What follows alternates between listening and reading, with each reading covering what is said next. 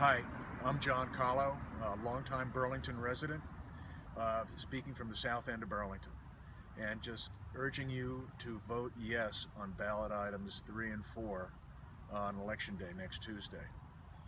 Speaking in favor of the Burlington Town Center project, it's not often that we as a community have the opportunity to reimagine a resource smack dab in the center of our town. But that's what we have. Over the past 2 to 3 years, the developer, the city, interested citizens have worked collaboratively to craft sensitive zoning ordinance changes, as well as an overall plan of how this downtown mall, which is outdated and obsolete suburban mall model, can be reimagined to better serve the interests of the Burlington community. I believe the proposed project has many attributes and many benefits for the city. I'll try to summarize them right here.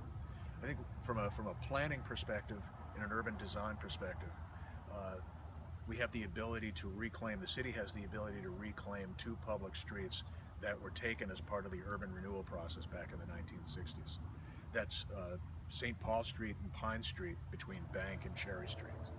As part of the project, the buildings that enclose those streets will be taken away and returned to the original grid system.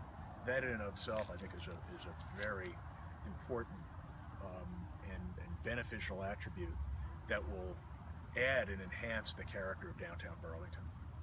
Coupled with that, just the proposed development program that Don Sinix and his development team have provided, I think is much more in keeping with what the demands are in the 21st century. Don proposes, instead of just a retail mall, Don proposes a mix of retail, office space, housing, and parking.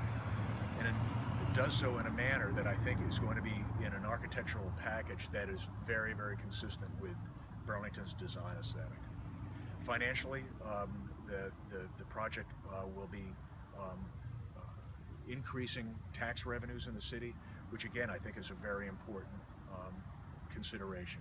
I think we as Burlington citizens like to think of ourselves as being able to provide a safety net for those less fortunate, and I believe that having a real estate asset being able to generate tax revenues of this magnitude is really going to be a step in the right direction for this.